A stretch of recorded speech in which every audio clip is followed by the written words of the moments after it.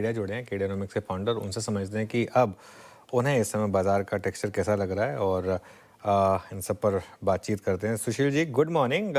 सबसे पहले तो मार्केट की बात करते हैं, क्योंकि लग रहा है कि 8वां दिन हो गया आज, मार्केट लगातार लोअर हाई और लोअर लोज बना रहा है। ये टेक्सचर कब तक चलेगा निफ्टी का? हालांकि बैंक निफ्टी ने आज थोड़ा आउट परफॉर्म किया है। देखिए, अगर जब आदमी का मन व्यथित हो बाजार में, तो हम क्या करते हैं, मैं आपको बताता हूँ सोचने का तरीका। अज़्यूम करो आपकी पोजीशन 0 है। अज़्यूम कर अब नेचुरल बात है, घटता बाजार है, सबका मन चल रहा है बेच दे। अब यहाँ चार्ट को एनालाइज़ करो 0 पोजीशन के साथ, यहाँ बेच के कमाने का चांस है क्या? बेच के पूरा फँसने का चांस है। 100-200 पॉइंट की बात अलग है।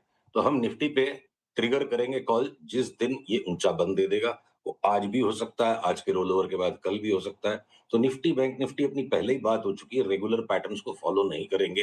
वो फिबोनाची का 61% देख लिया, ट्रेंड लाइन देख लिया।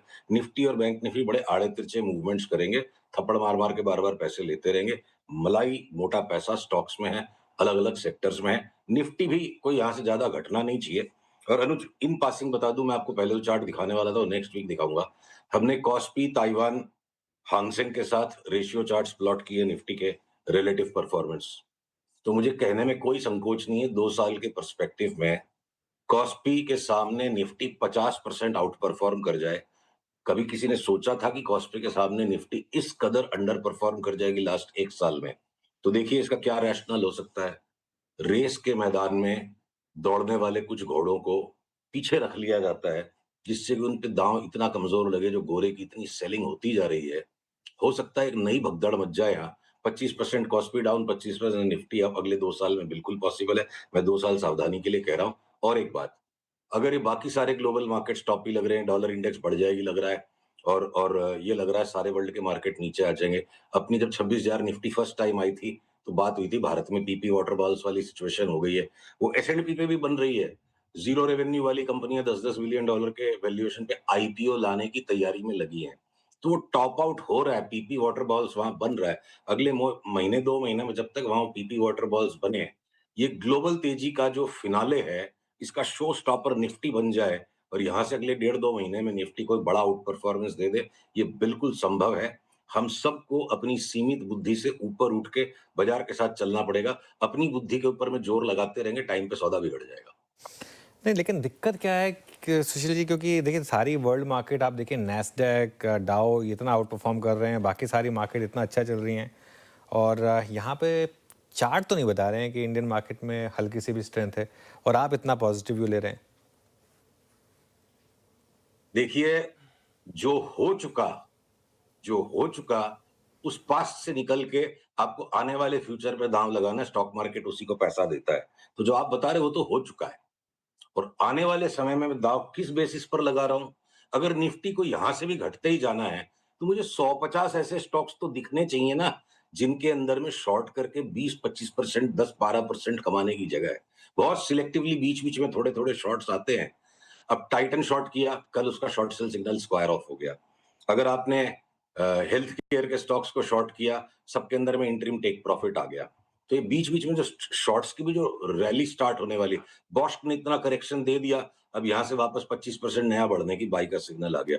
तो इंडिविजुअल स्टॉक्स की चार्ट्स और निफ्टी की चार्ट टुगेदर एडअप नहीं करेगी। अगर मैं निफ्टी की चार्ट को नहीं देखूं और स्टॉक्स की चार्ट क्लैरिटी दे रही है, हम अभी उस पर दाव लगाएंगे जब निफ्टी में रिवर्सल आ जाएगा। आपकी बात बिल्कुल ठीक है कि दिख नहीं रहा है चार्ट पे, इसीलिए भी हम निफ्टी पे दाव नहीं लगाएंगे। तो 2 दिन ऊपर बंद आते सबका दिखना चेंज हो जाएगा।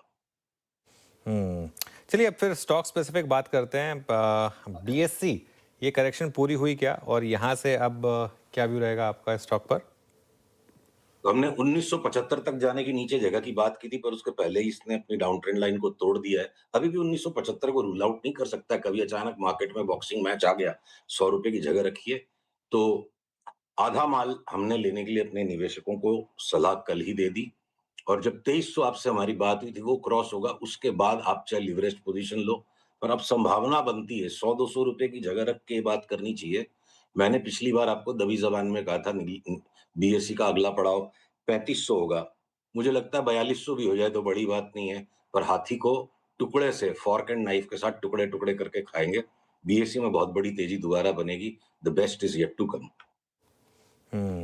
इसके अलावा और कौन सी बड़ी कॉल्स हैं आपकी इस समय? पहले बड़े स्टॉक्स की बात करते हैं, उसके बाद थोड़े से मिड कैप की बात करेंगे। तो देखिए ट्रेंड जिसका जिसका ऐसा रंग-ढंग पहले एक टाइम पे बन गया था कि किसी को बोलो मुनाफ़ा वसूल कर लो, तो बड़ी अजीब नज़रों से देखता था। और अब ट्रेंड का नाम किसी की ज़बान पे नहीं और उसे चुपके से बाई सिग्नल दे दिया। तो हमारे यहाँ पे ऑलरेडी ये रिकमेंडेशन हो चुका है कि ट्रेंड का अगला पड़ाव 9,000 सोच के चलते हैं, टुकड़े-टुकड़े में काम करना है उसको भी। और क्या पता 9,000 के बाद भी रिविज़न आ जाए 13-14,000 की।